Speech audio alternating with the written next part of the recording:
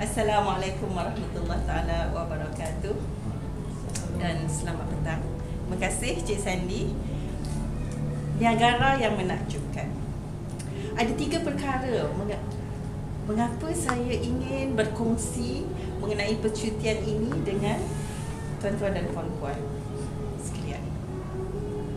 Yang pertama, percutian saya dan suami ke Niagara adalah bukanlah sesuatu yang dirancang ataupun diimpi-impikan. Yang keputusan itu berlaku agak spontan. Saya masih ingat lagi ketika itu kami berdua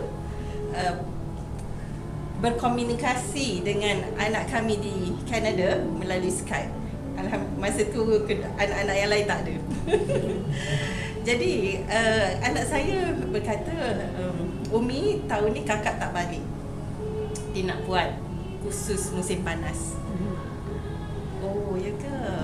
Saya ialah sebagai ibu rasa sedih kerana berpisah jauh dari anak. Jadi anak saya pun berkata, tak apalah Umi datang ke sini, kakak bayarkan tiket. Oi, mengerti pula. Suami saya yang sedang berada di meja yang satu lagi sedang buat kerjanya, pingkas bangun. Dia kata, ayah pun nak ikut. Tak apa, ayah bayar sendiri. Jadi itulah maknanya terus kami membeli tiket ke Kanada. Tanpa sebenarnya saya mengetahui bahawa urusan visa untuk Kanada sebenarnya sangat rumit. Setelah membeli tiket barulah saya mendapatkan maklumat. Sebenarnya begitu rumit untuk mendapatkan visa. Mengapa? Kerana pejabat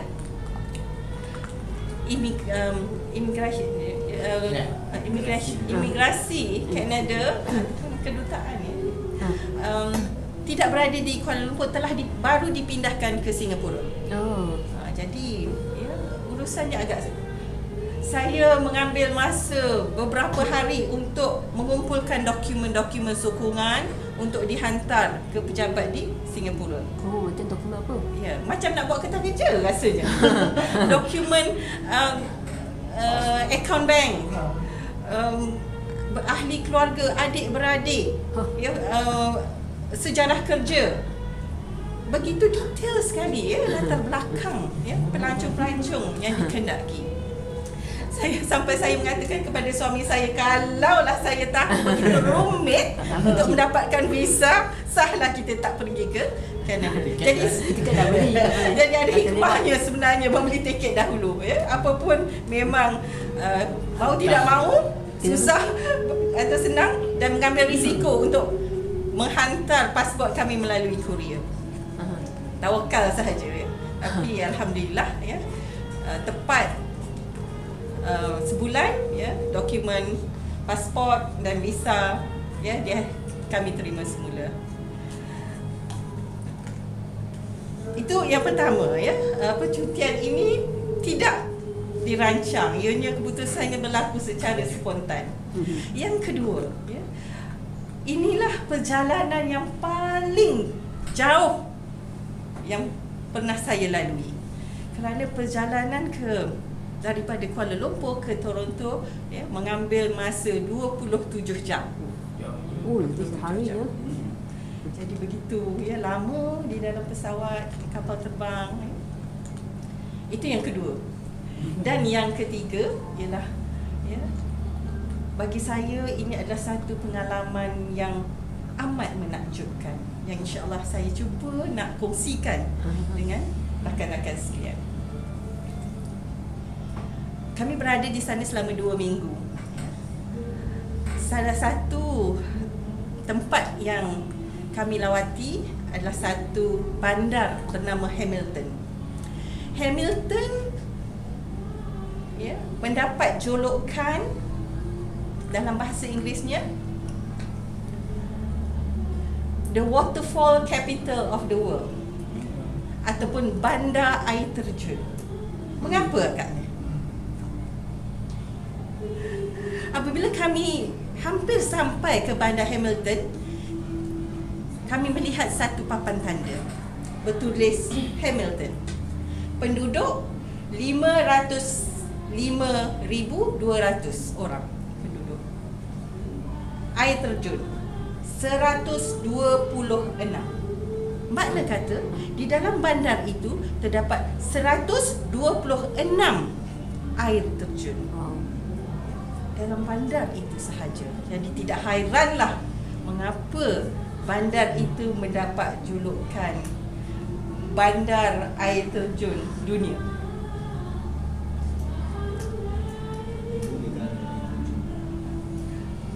Kami sempat melihat beberapa air terjun. Saya masih ingat lagi air terjun yang pertama,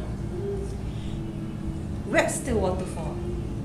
Apabila pergi ke sana dengan kehijauannya, saya apa yang sentiasa keluar daripada bibir saya, ya Allah, subhanallah, Allahu Akbar, Tuhan yang Maha Besar, Tuhan yang Maha Berkuasa. Begitu indah sekali, cantiknya air terjun yang pertama. Apabila kami menghabiskan beberapa masa di situ, dan kemudian kami pergi ke air terjun yang kedua, Kew Waterfall. Subhanallah, dalamnya. Kita pergi ke apa dipanggil lookout, lookout, dan melihat air terjun itu betapa dalamnya. Jatuhan air terjun itu 41 meter. Ikan. Ikannya. Tak pasti. Tak tahulah sebab kita agak jauh, jadi kita lihat bagaimana terjunan air itu begitu dalam sekali. Dan air terjun yang ketiga tak tergambar dengan kata-kata indahnya. Allahu Akbar, subhanallah, Albion Waterfall. Begitu dengan limpahan air yang begitu deras, air terjun itu merupakan jeram yang bertingkat-tingkat. Hari pun menjelang petang,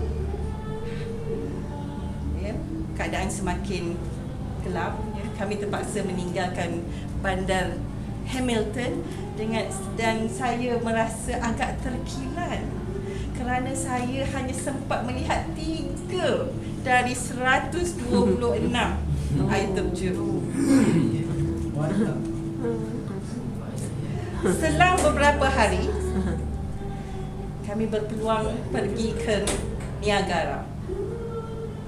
Sesampainya ke Niagara, sekali lagi saya rasa nafas saya bagaikan terhenti melihat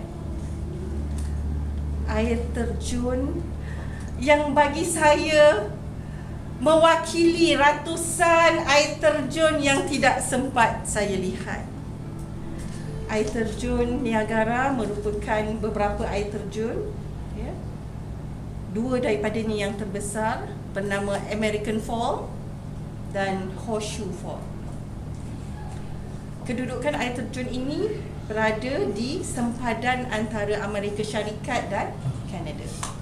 Orang Amerika hanya dapat melihat bahagian atas air terjun, sementara limpahan air terjun itu berada di tanah Kanada.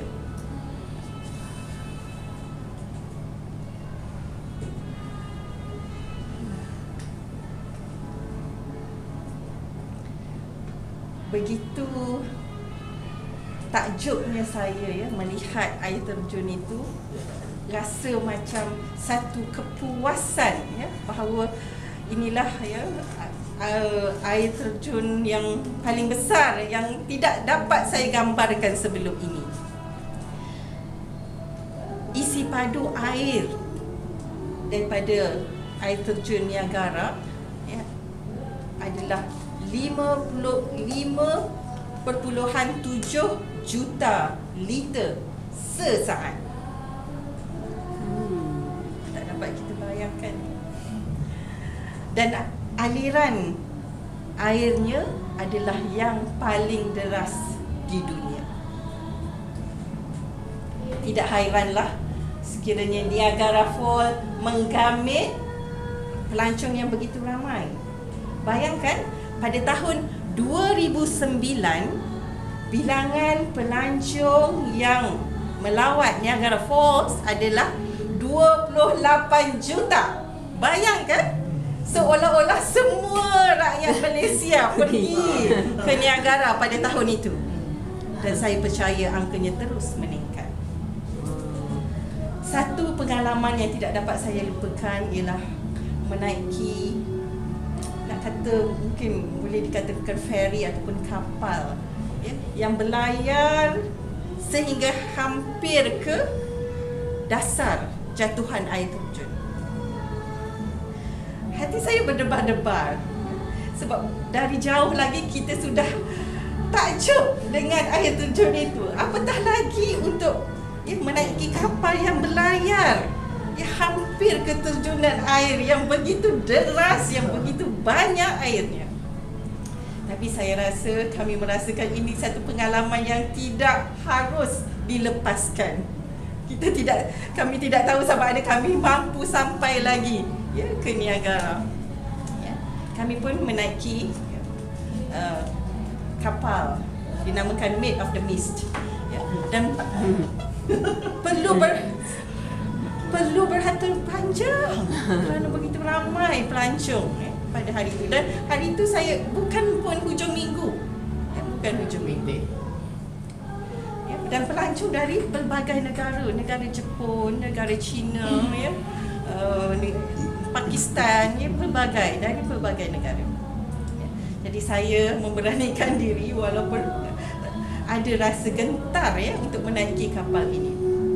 Kami pun menaiki kapal ini, dan